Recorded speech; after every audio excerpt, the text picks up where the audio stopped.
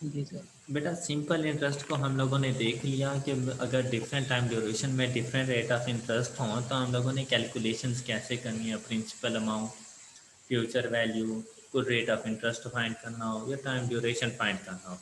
तो अब हम लोग चलते हैं कि अगर कंपाउंड इंटरेस्ट यूज़ हो रहा हो तो हमने किस तरह से वर्किंग करनी है।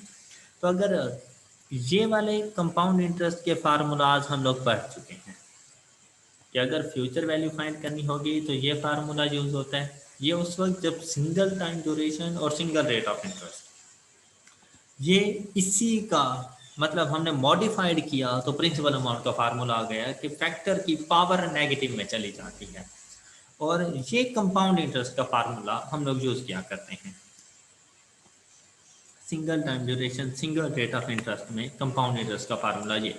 इससे पहले तक आप इन तीन फार्मूला से फैमिलियर थे, एम आई राइट? क्या ऐसे ही था? Yes sir. लेकिन यस सर। बेटा अगर आपको याद हो तो कंपाउंड इंटरेस्ट के अंदर आपने कहा था कि प्रिंसिपल प्लस इंटरेस्ट एक्रूड के ऊपर नेक्स्ट टाइम ड्यूरेशन का इंटरेस्ट चार्ज करेंगे, सिर्फ प्रिंसिपल पर नहीं। Yes sir. राइट? अब अगर यस। ऐसी सिचुएशन है तो आपने जब डिफरेंट रेट ऑफ इंटरेस्ट और डिफरेंट टाइम ड्यूरेशंस में हो तो आपने सबसे पहले पहले ये फ्यूचर वैल्यू का ही ये फार्मूला यूज करना है। ये देखें, ये वाला फ्यूचर वैल्यू का ही फार्मूला यूज करना है उस टाइम ड्यूरेशन तक जहां तक रेट सेम है, रेट चेंज नहीं हो रहा, मतलब 4 इयर्स तक। तो आप ऐसा समझे जैसे आपने 4 इयर्स तक जाना है। तो 4 इयर्स तक जाने के लिए फ्यूचर वैल्यू का ये फार्मूला आप अप्लाई कर देंगे, ये देखें यहां तक। Yes sir. ओके। अब 4 इयर्स तक की आपके पास ये वैल्यू आ जाएगी, ये जो भी वैल्यू आएगी ये 4 इयर्स तक की वैल्यू आ चुकी है। अब बेटा इस वैल्यू के बाद आप देखें तो रेट ऑफ इंटरेस्ट चेंज हो रहा है जिसकी वजह से आपको यहां पर ब्रेक लगानी पड़ी। अगर रेट ऑफ इंटरेस्ट सेम रहता तो आप डायरेक्ट 0 से 6 पे चले जाते, लेकिन इस क्वेश्चन में आप ऐसा नहीं कर सकते थे। आप फोर्थ ईयर पर गए, आपने फ्यूचर वैल्यू फाइंड की, तो मतलब ये फोर्थ ईयर तक प्रिंसिपल प्लस इंटरेस्ट दोनों अमाउंट शामिल हैं। फ्यूचर वैल्यू है ना, तो फ्यूचर वैल्यू में तो प्रिंसिपल और इंटरेस्ट दोनों ही शामिल होते हैं। Yes sir. क्लियर? और yes sir. Compound interest use कर रहे हैं तो नेक्स्ट टाइम ड्यूरेशन का अगर हम लोगों ने इंटरेस्ट फाइंड करना होगा या फ्यूचर वैल्यू फाइंड करनी होगी तो बेटा ये 16% इंटरेस्ट हम 10% पे 10,000 पे चार्ज करेंगे या इस फ्यूचर वैल्यू पे चार्ज करेंगे? फ्यूचर बताएं। वैल्यू पे sir. Future future value, value पे। शाबाश, फ्यूचर वैल्यू पे। तो बेटा फ्यूचर वैल्यू ये जो भी होगी, अब ऐसे समझ लें जैसे ये एक सिंगल अमाउंट आ गई आपके पास। अब क्या इस वैल्यू को इधर लेके जाना है तो इसके ऊपर ये फैक्टर अप्लाई कर दो न्यू रेट के साथ, न्यू टाइम ड्यूरेशन के 4 से 6 ईयर तक। 2 इयर्स के लिए 16% रेट अप्लाई कर दो तो आप यहां से मूव कर जाओगे यहां पर और आपके पास ये वैल्यू आ जाएगी और ये है आपके पास फ्यूचर वैल्यू। ओके बच्चों? यस जी सर। Yes sir. क्या आप लोगों को समझ आ चुकी है? Yes sir. जी तो सर। अब जरा इसका सोल्यूशन देखें कि फैक्टर, उसके बाद बेटा सिर्फ एक मरतबा प्रिंसिपल अमाउंट लिखें, उसके बाद जितने भी टाइम ड्यूरेशन और रेट्स हैं वो फैक्टर मल्टीप्लाई करते जाएं। सर इन दोनों के बीच में भी मल्टीप्लिकेशन है? हाँ। Okay sir. तो ये हमारे पास फ्यूचर वैल्यू का फार्मूला बन जाता है। अब ये जितने मर्जी टाइम ड्यूरेशन हो, जितने मर्जी रेट ऑफ इंटरेस्ट हो, वो आगे इसी तरह फैक्टर मल्टीप्लाई होते जाएंगे इसके साथ। क्लियर हो गई बात बेटा? Okay future sir. वैल्यू का yes formula sir. Clear? Yes yes sir. Sir. और क्या आपके पास यही अमाउंट आती है 21813? ट्राई कर। जी बिल्कुल।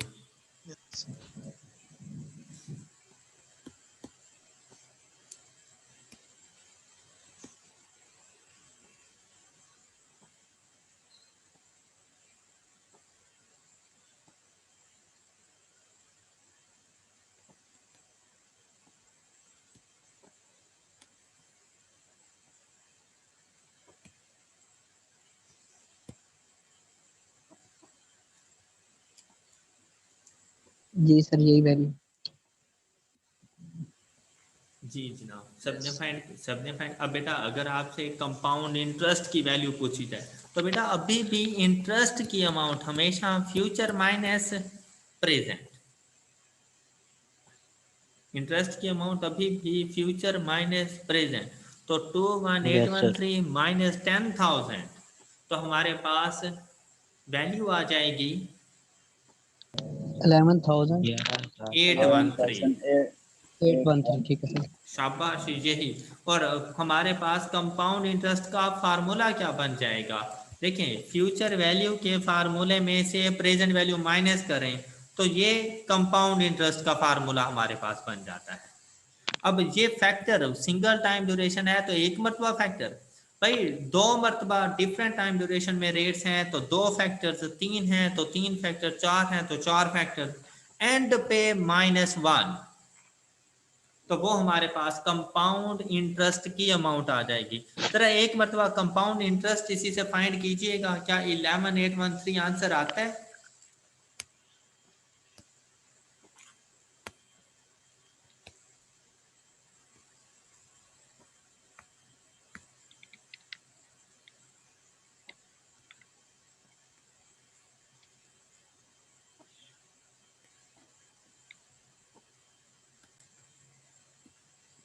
हाँ जी, 11813 आपके पास आंसर आ गया।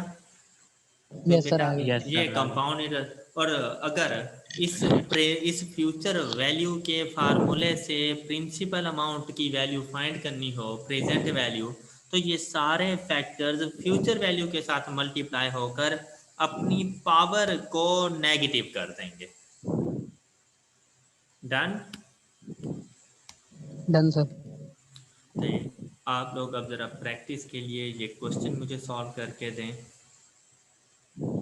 आपकी थोड़ी प्रैक्टिस हो जाए। ये क्वेश्चन अब देखें, सेम आपने इस फर्स्ट क्वेश्चन से फ्यूचर की वैल्यू फाइंड करके देनी है, लेकिन 10% per annum compounding and monthly and 15% per annum compounding semi annually. तो ये मेरे वाला सोल्यूशन बाद में देखिएगा, लेकिन पहले खुद से ट्राई करें। क्या आपके पास ये फ्यूचर वैल्यू आती है? बेटा जल्दी से ट्राई करें। जी बेटा, तो क्या आपके पास फ्यूचर वैल्यू 126960 आ गई? Yes sir. और क्या आपको ये फार्मूला भी समझ आ गया? अब जिस रेट की बेटा जी सर। जो कंपाउंडिंग होगी एम की वैल्यू वही रखोगे उसके साथ। जी, अब नेक्स्ट क्वेश्चन पे चलते हैं। इस क्वेश्चन को आप सॉल्व करके दें। आपने इसको सिंपल इंटरेस्ट से सॉल्व किया था, प्रेजेंट वैल्यू फाइंड की थी। अब आपने कंपाउंड इंटरेस्ट से सॉल्व करना है, और ये कंपाउंडिंग लिखी हुई है, compounding quarterly, compounding semi annually and compounding annually. जी, जल्दी से अब जरा प्रेजेंट वैल्यू फाइंड करके दें इससे। फ्यूचर वैल्यू 180,000 गिवन, तो इसकी जो इक्वेशन आपके पास बनेगी वो कुछ इस तरह से आपके पास ये इक्वेशन बनेगी। क्या आपको इक्वेशन की समझ आ गई?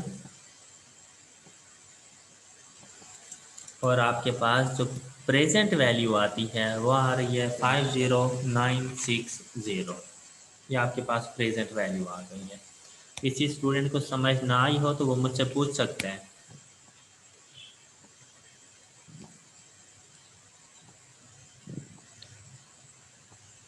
क्लियर है सबको?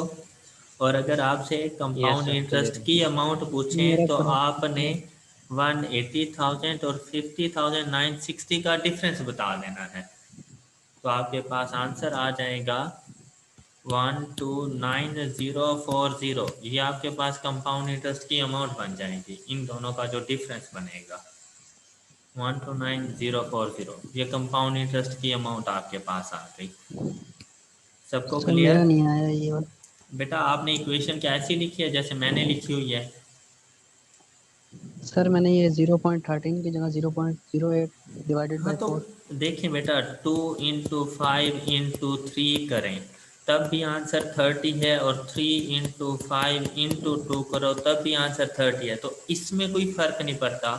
क्या आप यूं मूव कर रहे हो या आप इस तरह से मूव कर रहे हो, क्योंकि मल्टीप्लाई करना है हम लोगों ने, उससे नहीं फर्क पड़ता। बाकी सब सेम है सर। तो आंसर 50960। हमजा, अली, आप लोग बताओ। Yes sir. 50960। यस सर, यही आंसर है। Yes sir. Yes sir.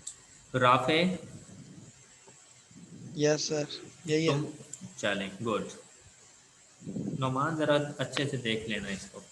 अच्छा, नेक्स्ट वाला क्वेश्चन बेटा सॉल्व करें। अब ग्रीन कलर वाली राइटिंग, इंटरेस्ट की अमाउंट आपने बतानी है, जरा जल्दी से सॉल्व करें। 90,000 future value, 12% compounding monthly and 8% compounding quarterly. जल्दी से फाइंड करें इंटरेस्ट की अमाउंट क्या आएगी। प्रेजेंट वैल्यू है इस क्वेश्चन की हमारे पास, प्रेजेंट वैल्यू है इस क्वेश्चन की हमारे पास 34707। 34। ये देखें, ये मैंने बॉक्स में लिख दिया। और फिर जो इसकी इंटरेस्ट की अमाउंट आएगी वो आएगी 55,293। ओके बच्चे, 293। क्लियर हो गया सबका, यही आंसर है।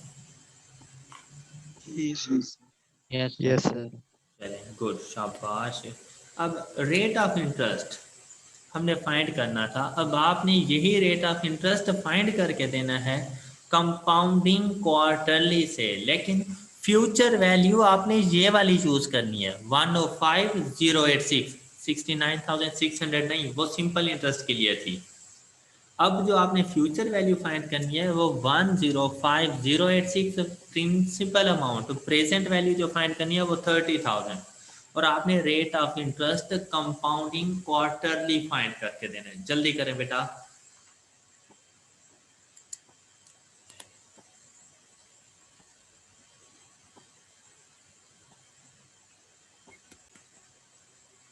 तो इससे जो हमारे पास रेट ऑफ इंटरेस्ट, ये देखिए इक्वेशन बेटा ये आपके सामने लिखी हुई है, अगर आपको समझ ना आई हो तो आप लोग मुझसे पूछ सकते हैं।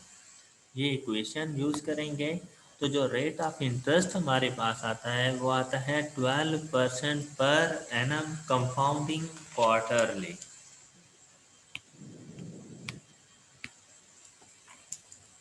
Clear? Yes sir. Yes sir, clear है।